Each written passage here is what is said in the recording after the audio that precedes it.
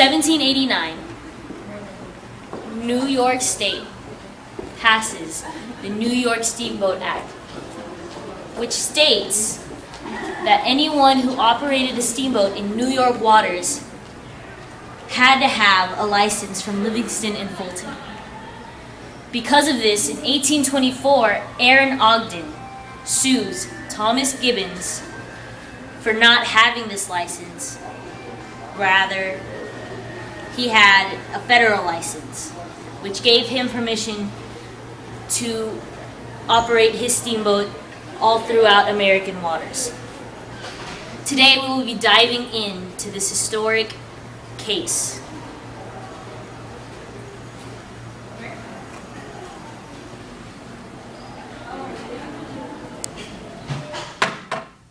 Court is now in session. This is our first day of the hearing. Opening arguments from both sides will be heard. Mr. Gibbons, you may present your case. Your Honor, my stance boils down to this. I would like to make an appeal to the Supreme Court on the bias of overthrowing the ruling of the New York State Court, which revoked my federal right to partake in activity over its waters. We've heard your account, Mr. Gibbons. It is your turn, Mr. Ogden. Your Honor, I am here to defend my New York granted monopoly to exclusively operate my steamboats in New York State waters.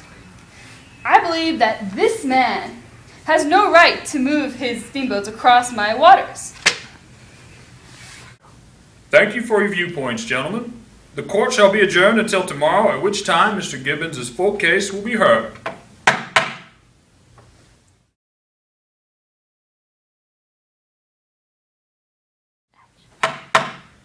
Looking into the case of Gibbons v. Ogden, we will now hear the full case of Mr. Gibbons.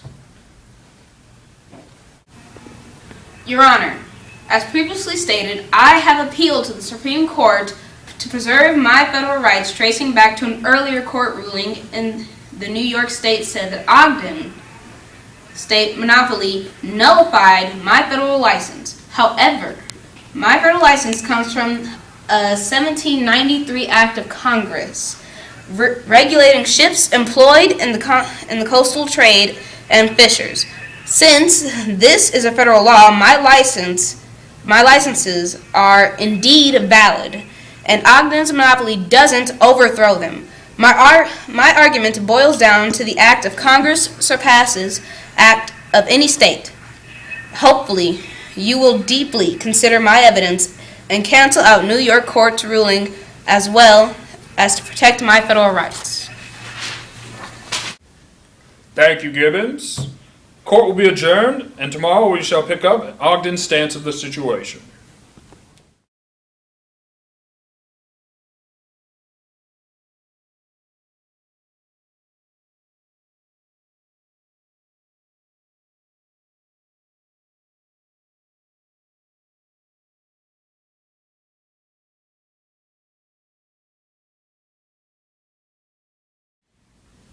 Yesterday, Gibbons presented his stance. Now we will hear from Mr. Ogden. Your Honor, despite what Gibbons said yesterday, the New York State Court has already granted me my right to run my monopoly. This man has continuously challenged my monopoly rights and needs to be set straight. In all honesty, there is no clause within the Constitution that allows him to dispute state laws. For instance, in Amendment 10, it states that powers not delegated to the United States by the Constitution nor prohibited to it by the states are reserved to the states or to the people, proving that a state can have control over commerce. Meaning, Gibbons and his federal license have no authority over my monopoly. Your Honor, please consider my response. I object. On the basis of what? I object because Ogden response is filled with malicious content. Well, this objection is accepted, Mr. Gibbons. You can now follow up with the previous statement you made, but please be concise. His testimony is false because Article 1, Section 8 of the Constitution clearly states that Congress is vested with the powers to control commerce amongst the many states, meaning The state of New York has no right to nullify my federal license. Court will be adjourned until I and the other justices fully discuss the issues brought up in this case.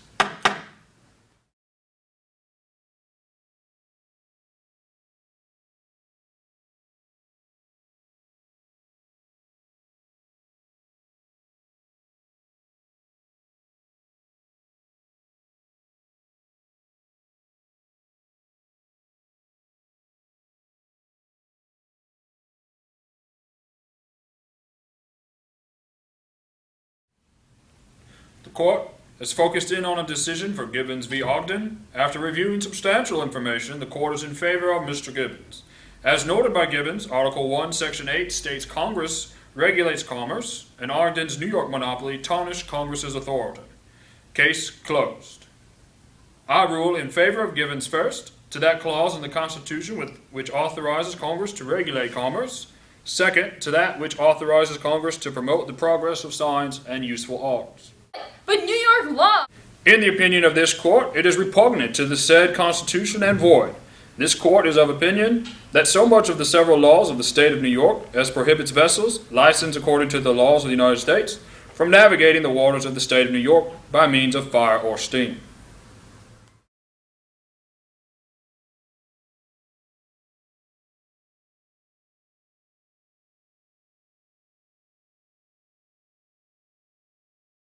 The final decision was made on March 2nd, 1824. Now, the decision made in the courtroom was that the government had the power to regulate commerce within the states and federal law. It was the very first case to fully explore federal powers within the Constitution's Commerce Clause.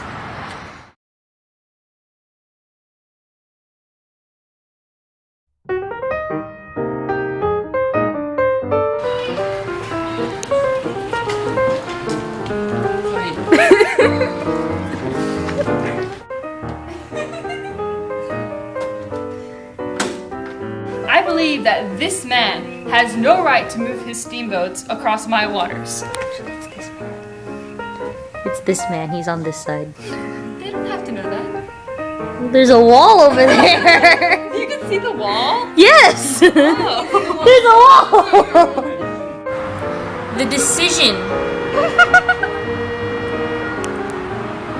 Thank you. Thank you for that. Alright, let's go. This man has continuously challenged my monopoly rights and needs to be set straight. In all honesty, Oh wait, where do I go? When she's done speaking. Oh, okay. I object. Okay. Mr. Gibbons, it is your turn, Mr. Ogden. Oops.